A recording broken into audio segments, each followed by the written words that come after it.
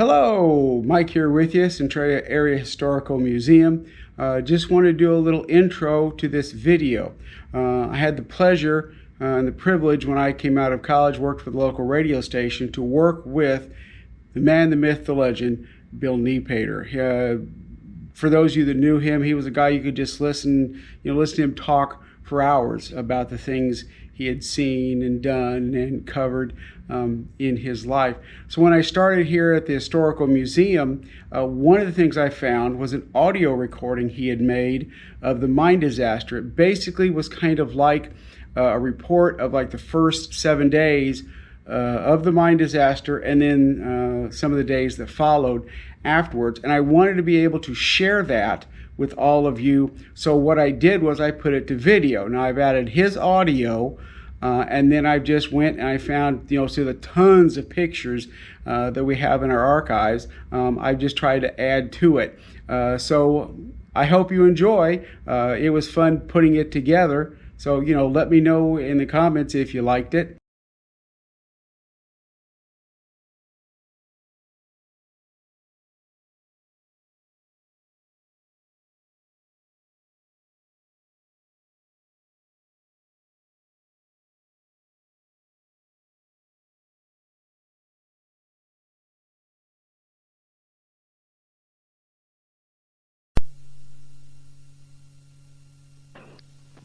It was a typical March 25th day in Centralia, but before the day ended in 1947, it was not typical.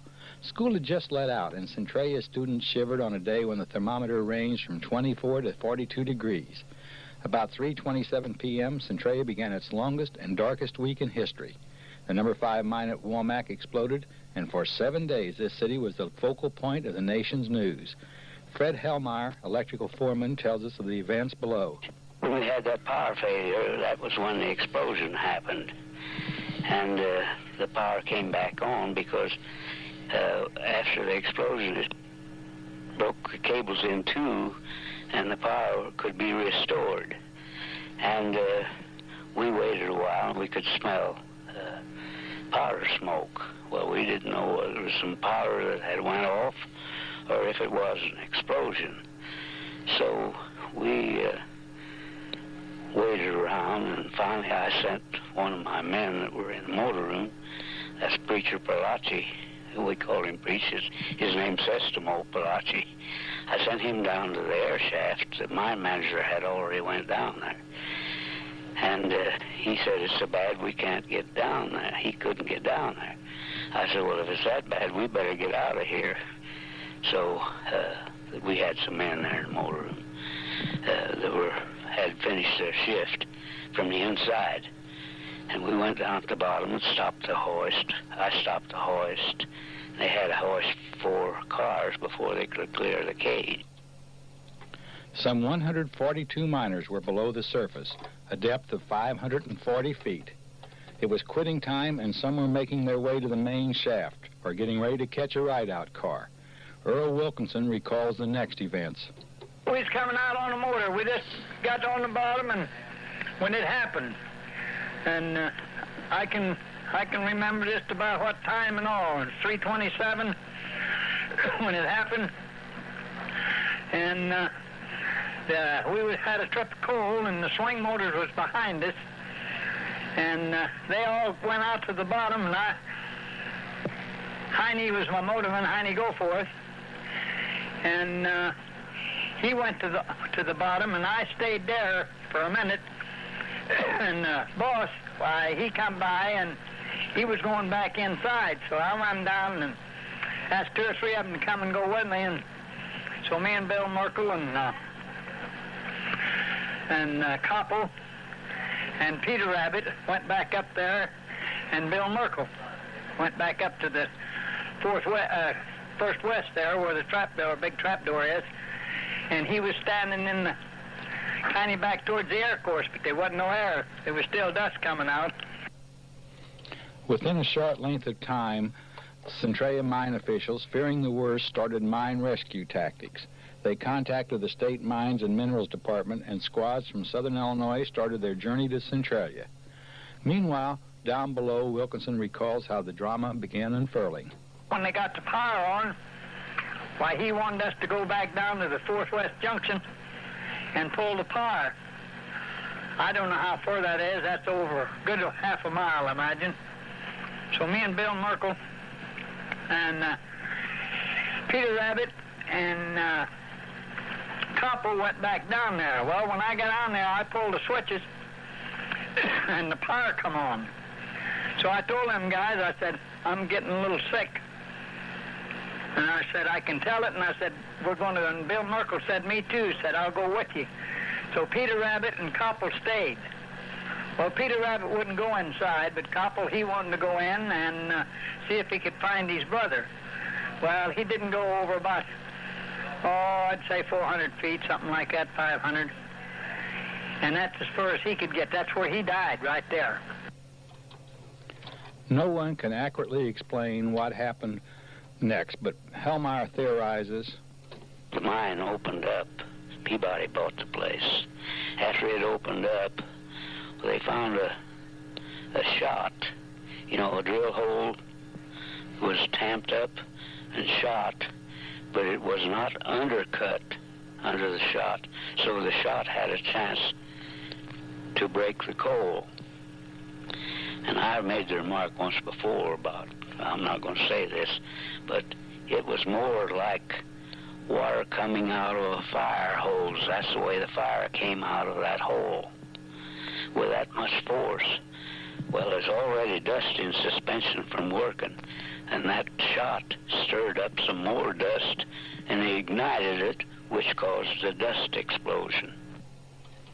Most Centralia residents did not know about the disaster. Miners' wives prepared their evening meals and awaited their husbands. Some learned by as late as 6 p.m. that something was wrong simply because their loved ones had not come home. By that time, plans were moving in Centralia at a rapid pace. Howard Cooksey tells how the community center was transformed into an emergency hospital quickly.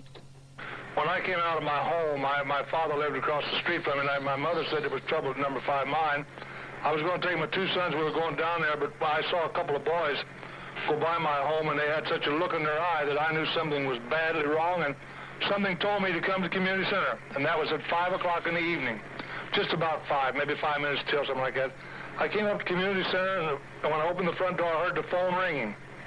Opened my office, picked up the phone, and a voice in whom to this day nobody never ever told me who it was. I never could find who it was, but the voice on the phone, I said, "This is Cooksey Community Center," and the voice said, "This is an order. You are to have prepared to receive the coal miners. There's been a mine disaster, a 200-bed emergency hospital." A light snow began falling, casting an eerier light on the scene. By midnight, some of the rescue squad admitted they had a number of dead, and the picture was not bright for the remaining men. But Centralia counted its blessings because 31 men had already reached the surface safely. Some suffered from gas, but at least those near the shaft were safe. People gathered in the various buildings around the mine, talking in low voices and questioning each other on who was below and what they had heard. When the first day ended, it was obvious that the death toll would climb, but no one could ascertain just how high. Tomorrow we'll cover the events of March 26, 1947. March 26, 1947, the day following the number 5 mine explosion, found Centralia a stunned community. Downtown Centralia was quiet, with people speaking in low voices, and even the steam engines rolling through the city had a seemingly eerier sound. At the number 5 mine site, as the dawn light began illuminating the scene, hundreds of family members of the 111 miners trapped below the surface began to congregate. The chains creaked and the steam hissed as rescue squads emerged from the depths where about 3:27 p.m. the previous day the explosion had occurred. Word had sifted through the crowd. There were more dead miners found, and one rescuer said he located his brother sitting near a ride-out car with his lunch bucket on his arm. Earl Wilkinson, one of the 31 miners to escape alive, told of the dead he saw. Bill Meyer and Bill Merkel and them fellas all went back in, and when they went back in, they found this pumper, and he was dead. So they went up to 14th North, and that's where Hatburger and Pete Piazzi and Andy Spinner and them guys, they was all dead. Centralia funeral director Ira Garnier was alerted early about the explosion and helped organize local ambulances. He tells us, they called us right away and asked us, the first thing they asked was how many vehicles were in Centralia, in the local area, that were available for emergency at that time. And we told them, they said, well, now don't come down, or it says you can alert the other guys, but don't come down yet, because we don't have any idea what they had going. So it was right after the explosion that it happened. Servicemen from Scott Field arrived at the mine to help above ground, while donuts and coffee were available to all at the scene as various organizations sprang into action. In the locker room, many of the wives sat quietly. Above their heads, hanging from ropes, were the clothes of their husbands, whose fate were still not known. The community center's 180-bed hospital had just a few patients, those brought to the surface early, and Recreation Director Howard Cooksey tells of the activities there. It is a fact. At 7:30, there was a 180-bed hospital set up at the community center. I've never seen such cooperation by people. It just fell in place. And the people began to say that they would be bringing the miners to the community center. And along about, I'd say 7:30, 7:45, we just got it completed, and they said they were going to bring some up. And they brought up about 3 people the first time. Both the Illinois and Grand theaters were stilled, as the local residents had no interest in entertainment. Ironically, David Niven was starring in shows at both theaters. Rescue workers below were moving as rapidly as possible, bypassing the dead and looking for survivors. By mid-afternoon, the death toll was 17, and reports were more that had been found. Bellinzalo Coal Corporation President William Young arrived on the scene to direct operations, but down below the disaster became more evident as the rescue squad found 8-inch concrete casings blown apart, and the force of the explosion meant there would certainly be more dead. Wilkinson says he knew it was a disaster from the start, and he tells us, I figured as soon as it happened, after that happened, when we went up there and that pumper was dead, I told Bill Merkel, I said, they ain't going to be none of them get out alive. I said, it's got them all. And when they brung his pumper out, I said, I'll go help take him out, and I ain't coming back, because I'm getting sick. Meanwhile, a few wives received the word their husbands were dead, and consoling relatives led them gently away from the scene. The fate of the others had not been determined, but the outlook was not bright. Tomorrow, the events of March 27th will be covered.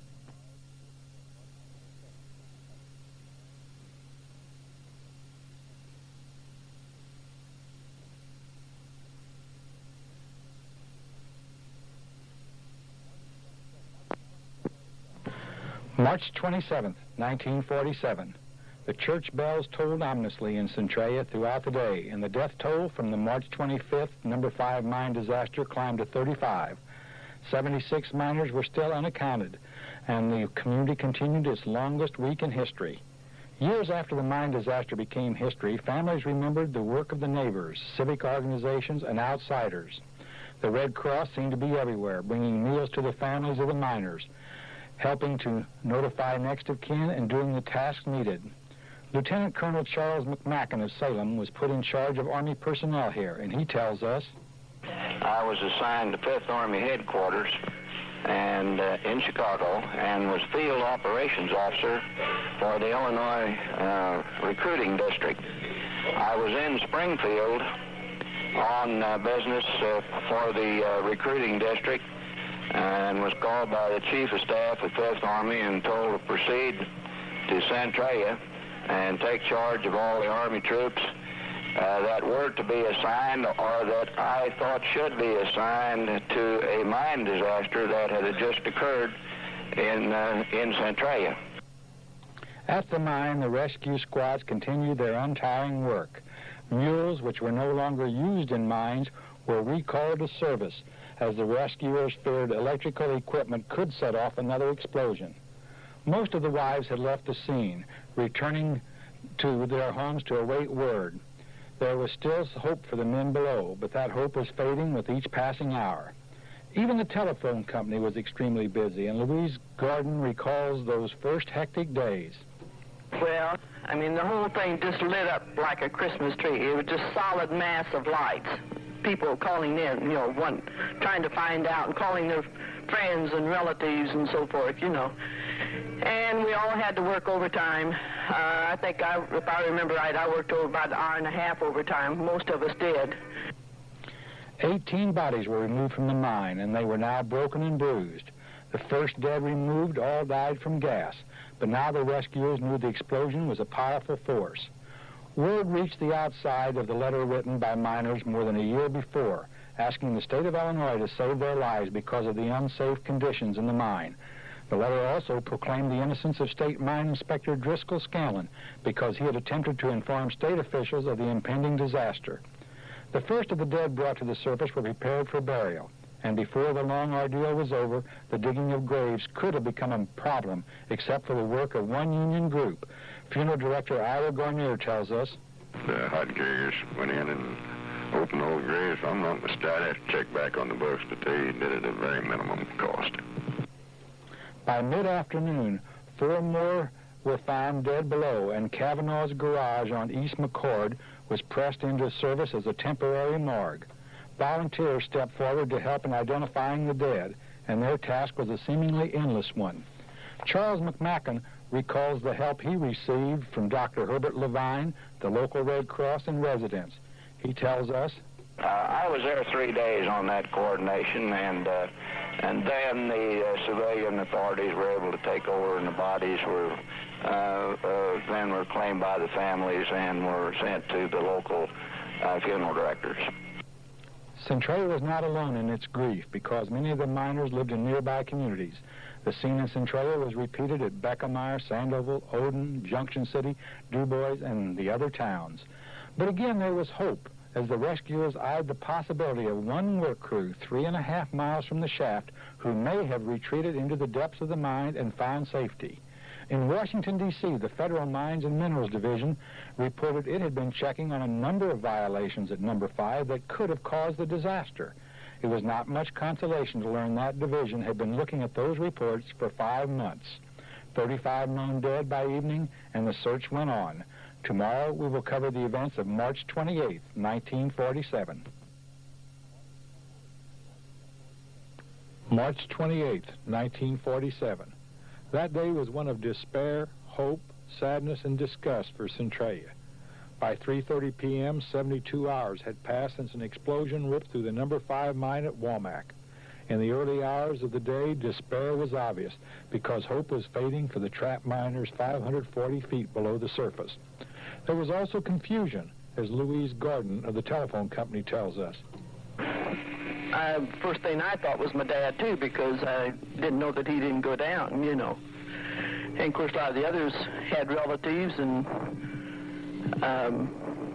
I just don't know what else to, except there was just a lot of confusion, that's all. Everybody was just working as fast as they could, and like I said, this one girl's only I can remember that had, of course, some had relatives, but this was the closest one. I think it was her father, you know. Suddenly there was hope, as rescue workers deep in the recesses of the mine reported a trapdoor was intact, bringing hope to some miners may have found their way back and found safety. 500 people were at the mine when 27 more bodies were brought to the surface, and the death toll reached 78, 53 already identified. 3 crews totaling 33 men were still unaccounted for. Most miners knew conditions were not good, and Earl Wilkinson, who was below at the time of the explosion, tells us, On your main lines and stuff, it wasn't too bad, but inside it was an awful lot of dust. It was pretty deep in them rooms and along the entries. It wasn't too bad along the entries, but down in them rooms, well, it was really bad, Bill. It was pretty dusty in there. Some places, I imagine there was 5, 6, 7, 8 inches of dust, maybe more in some of them. Disgust began spreading in Centralia as national, state, and local officials began pointing the fingers of guilt other directions. Miners continued to absolve Mine Inspector Driscoll Scanlon of blame, since his letters of recommendations to close the mine were still on display. Governor Dwight Green appointed a fact-finding team, and federal officials got set for congressional investigations. The Red Cross reported it had served 9,000 cups of coffee, 5,000 sandwiches, plus thousands of donuts and pastries. Lieutenant Colonel Charles McMacken was in charge of the Army brought here, and he remembers. My memories of the situation were the compassion that everyone felt for the families of the miners. Some of them I knew myself. In the midst of the operation, the chief of staff at the time I was assigned didn't even know or realize that I was from Salem. And then he discovered that I was from Salem, and of course then he gave me a little more leeway on the authority that I used. I pulled all the stops out. I ordered everybody in that I possibly could, and the United States Army allowed me to do this, and I like to think that certainly the Army put its best in that piece of work, and it occurred to me that just a couple of years prior to that, we'd been engaged with the enemy, and here we were now trying to save people. While a fund drive for the families was growing with donations like $3,000 from Griesedick Brothers Beer and $2,500 from Hyde Park Brewery, there were reports of price gouging, with restaurants raising the price of a single meal from 75 cents to $1.50, and the cost of rooms was soaring.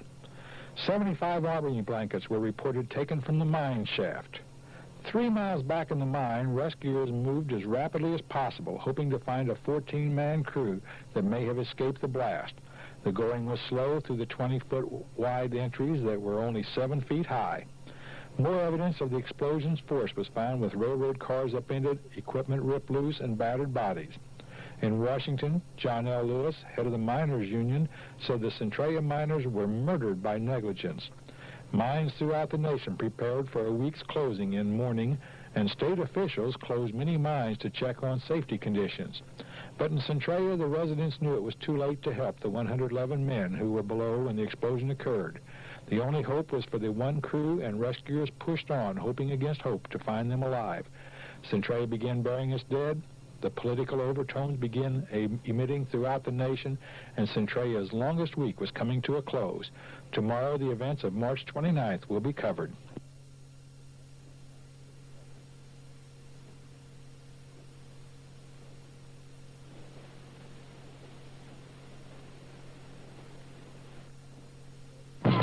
March 29th, 1947. For all practical purposes, it was the final day of the Centralia No. 5 mine disaster. The death toll reached its final figure, 111, and the political football began bouncing. Governor Dwight Green had named a fact-finding committee, and in Washington, a congressional hearing was being organized. Within 2 weeks, Centralians learned Mine Inspector Driscoll Scanlon had often tried to get No. 5 cleaned up, but state officials refused, citing the need for coal. Later, State Mines and Mineral Director Robert Medill resigned under fire. Nationally, all mines closed their doors for a week in sympathy, and the time was used to begin safety proceedings. The congressional hearing brought some changes to mining laws, as did the state hearings, but it was too late for the victims at Centralia. Just a week before No. 5 exploded, the mine was inspected by Federal Inspector Frank Purrs, Assistant Mine Manager Hap Berger, and Safety Committeeman Paul Comper. One recommendation was to get busy with rock dusting, the best way to avoid a dust explosion. Nothing had been done, and the report soon became history. Berger and Comper died in the explosion. All bodies had been accounted for, 111 dead, leaving 99 widows, 78 children under 18, with 8 of the men under 30 and 2 over 70. They ranged in age from 19-year-old Martin Freeman Jr. to 71-year-old Mark Watson. Sympathetic people started a fundraising drive, and the United Mine Workers authorized $1,000 to each family.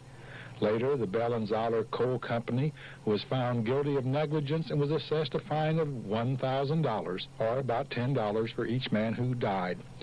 Earl Wilkinson, one of the 31 men below who survived, expresses best how stunning the mine disaster was. He drove to work that day, and he recalls his riders. It was Pete Pazzi, George Evans, Henry Niepoetter, Forrest Rhodes, and myself. And I was the only one that come home that night. But the most shocking part was the note scrawled by those final 12 miners who sat down and waited for death. 2.5 miles deep in the mine, rescuers removed those personal notes to their loved ones. The final messages from the miners, scribbled on notebook paper, showed the men's final thoughts were of their families and their God. The notes read like this: "It looks like the end for me." Another said, "Oh, Lord, help me." Another, "Put tombstones on all graves." While another one wrote, "Name Baby Joe so you will always have a Joe." Listed at 5:30 p.m., 2 hours after the explosion, one miner wrote, "We won't all get out. Please pray for me and join the church." Another, "Well, baby, and my loving boys, goodbye, as I am feeling weak. It looks like the end for me. Well, I love you all." Another one, "God bless you and your baby." And another, "And everyone is gone but," and the miner named those still living. It was over.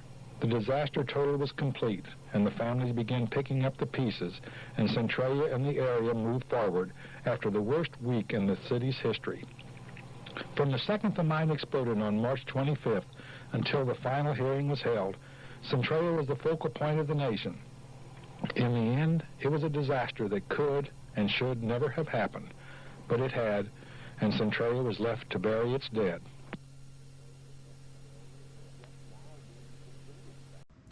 Well, if you made it this far in the video and you reached the end, all I can say is I hope you enjoyed it, and I hope you'll like and subscribe and come back for more videos that we put out here. Until then, this is Mike at the Centralia Area Historical Museum saying thanks a lot and goodbye.